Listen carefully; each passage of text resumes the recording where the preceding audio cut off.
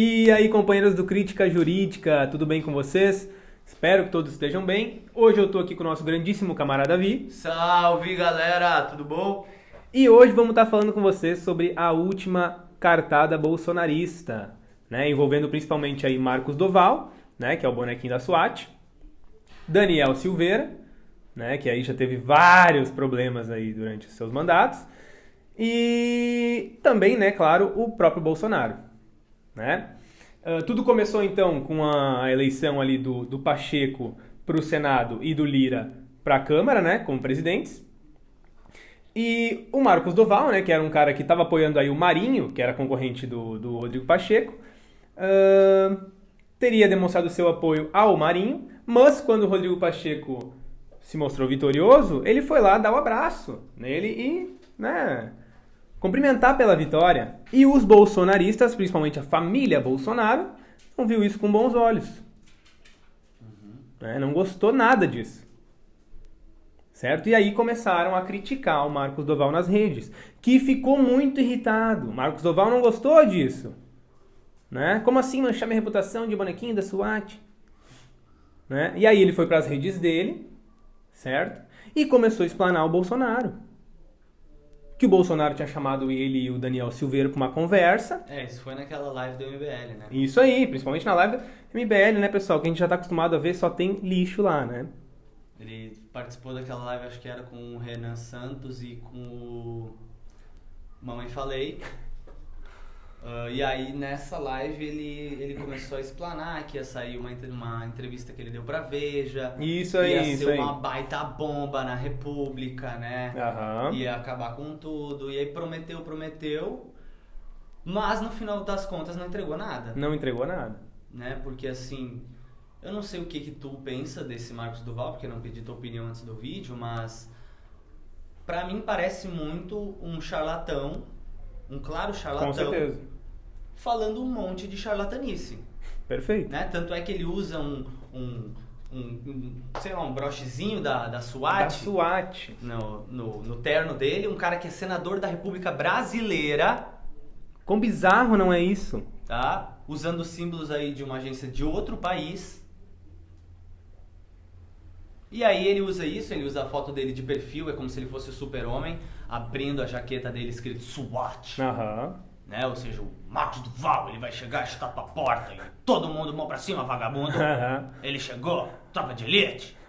É esse tipo de pessoas que o bolsonarismo constrói, né? Normal.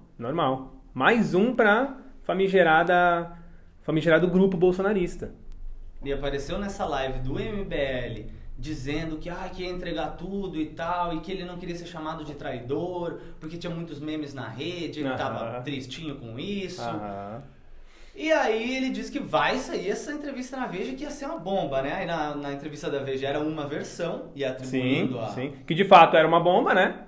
Seria o que ele atribuiu à verdade no início. Então o Bolsonaro teria chamado eles para essa conversa, para tramar uma escuta utilizando o Marcos Doval, uma escuta para pegar o Alexandre de Moraes. Certo? Só que logo depois que isso sai, a família Bolsonaro vai atrás dele, provavelmente vai saber, né? A gente não sabe como é o tom dessa conversa, mas não é um tom muito amigável, provavelmente rola uma ameaça ali. Com certeza. Porque não é possível, né, a família Bolsonaro aceitar esse tipo de coisa vindo do senador como Marcos Doval. Sim. Inclusive ele tinha dito anteriormente que renunciaria ao cargo, né, pelas críticas que estava recebendo da família Bolsonaro, e depois da ligação ele disse então que ia se manter no cargo. Né, provavelmente a mando do Bolsonaro, que se tiver o Marcos Doval saindo, é um a menos pra ele ali. E aí alterou toda a versão dos fatos. Toda a versão. Alterou toda a versão dos fatos. E aí eu fico pensando assim, ó, claro, pra mim o senador Marcos Doval é um ser muito... é um cara muito tosco. Tá?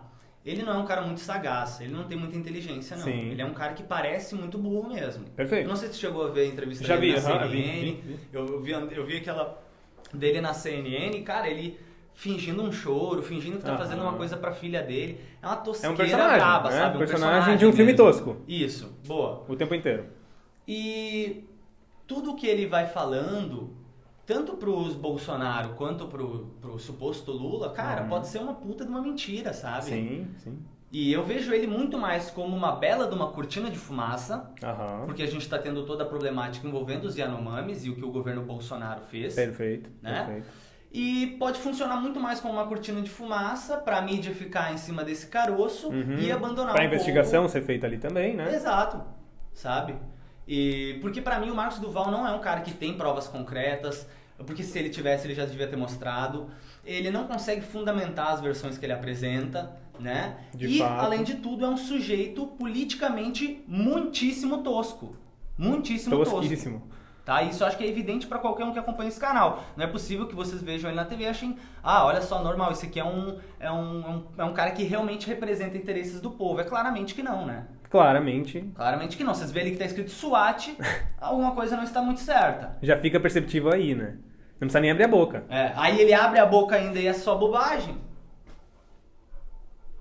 É muita tosqueira, me desculpe, assim, sabe? É inacreditável como uma pessoa dessa se elege, né?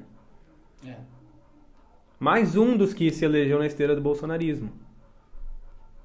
Né? E aí, falando da versão então, depois, na segunda versão, ele comentou que o Bolsonaro não teria falado nada nessa conversa, né? Que quem falou sobre a escuta e sobre toda a ideia foi o Daniel Silveira, que inclusive já está preso, né, pessoal? Né? O que é super conveniente para eles. Seria a bucha de canhão deles, né? Usar o Daniel Silveira como bucha de canhão e foda-se. Né? Aí muda toda a versão, aí a mídia já não sabe no que acredita, no que noticia. E aí fica dando palco pro charlatão, né? E aí ele vai em todos os canais, né? Tá na CNN, tá na Globo News, tá na não sei aonde.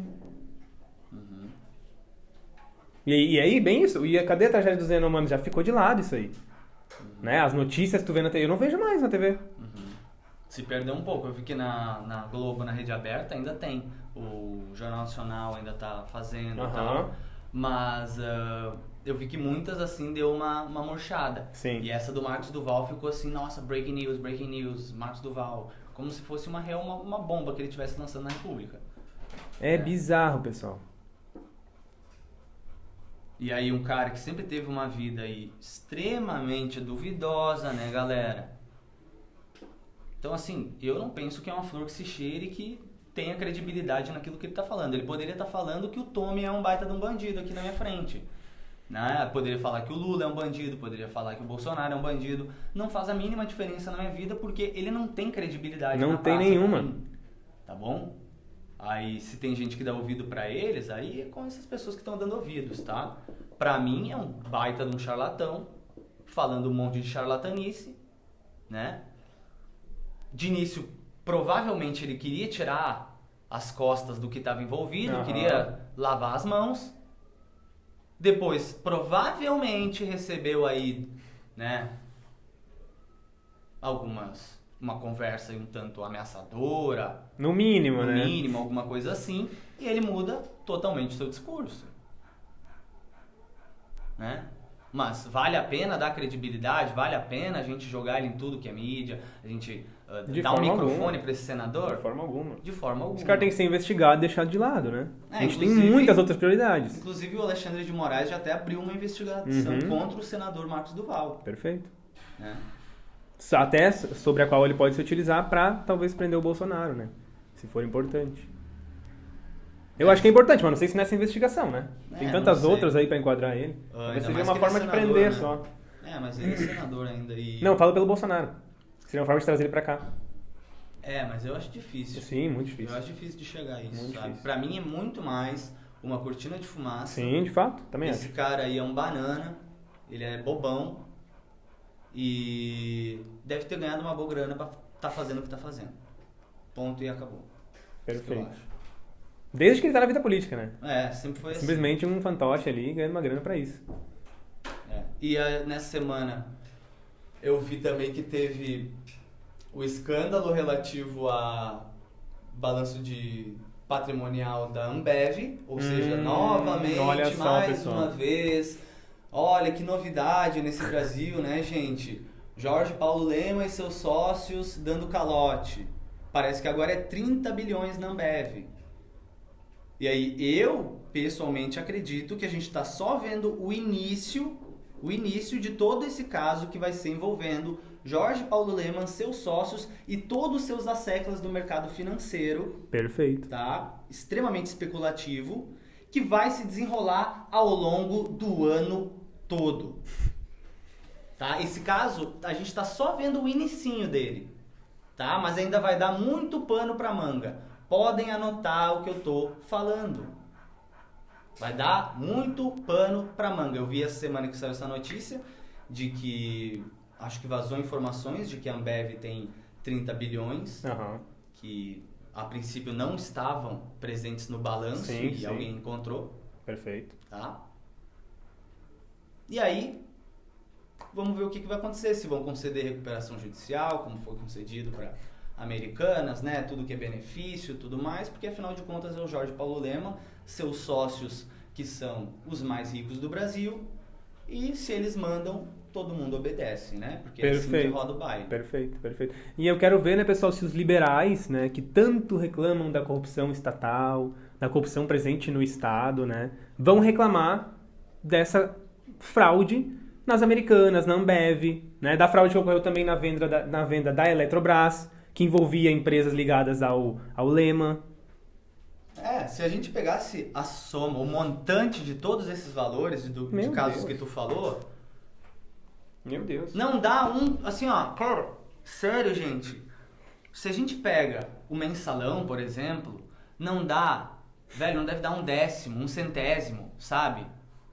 Porque é dinheiro de troco perto do que esses grandes tubarões aí do mercado financeiro. Tubarões do mercado financeiro. Que ficam brincando de Monopoly e brincando de dinheirinho de papel, né? A fraude que eles se envolvem, olha o tamanho de valores. É 40 bilhões, é 30 bilhões. São valores que a gente não tem nem condição de imaginar, de pensar. Nenhuma. Né? E aí, vamos ver como é que vai ser tratado assim na mídia. Olha, ninguém sabia que o Jorge Paulo Lemann era um traste, sempre apostou nessas práticas especulativas. Eu ia dizer, nem sabiam que isso era sempre a prática de gestão dele, né? Pegar a empresa, consumir ela ao máximo e descartar fora. Sabe? Cara, bizarro, cara. E um processo tão simples, sabe? E outra de tu pegar e esconder o juro. Tipo, cara...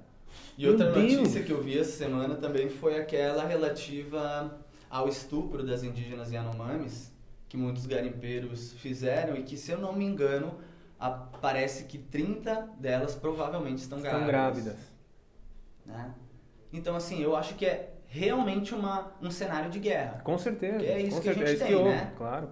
É a invasão, a invasão, o estupro, a violência a matança, total, o estupro. sabe? Pra vocês verem a que ponto a gente tá na região dos Yanomamis, né, pessoal? A que ponto Bolsonaro e seus capangas deixaram chegar a coisa. É bizarro, pessoal. Garimpeiro ilegal, mandando nas terras. Mandando nas terras e nas pessoas, no corpo das pessoas, mandando em tudo, Em né? tudo.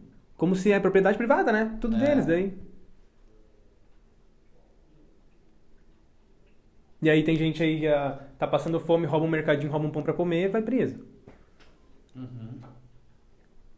Ou alguém que reage de uma forma um pouco mais agressiva com polícia em uma abordagem, né? Por conta de, sei lá, uma denúncia de aumento de som. Perfeito. E a polícia te executa, né? Perfeito. Mas aí, será que o polícia age assim com garimpeiro ilegal? Será que o polícia ele age assim lá no dia 8 de janeiro, quando invadiram o Congresso? Será que ele age assim com o Lemann? Será que ele age assim com Jorge Paulo Lemann e seus sócios? Não age, né? Ou é só com preto e pobre? Fica na cabecinha de vocês. Fica a questão, aí. né? É isso? Vamos finalizar? Pode ser. Ficou legal? Pessoal, grande abraço. Boa semana pra vocês. Tamo junto. Espero que todos fiquem bem. Valeu, pessoal. Obrigado por assistirem até aqui. Beijo!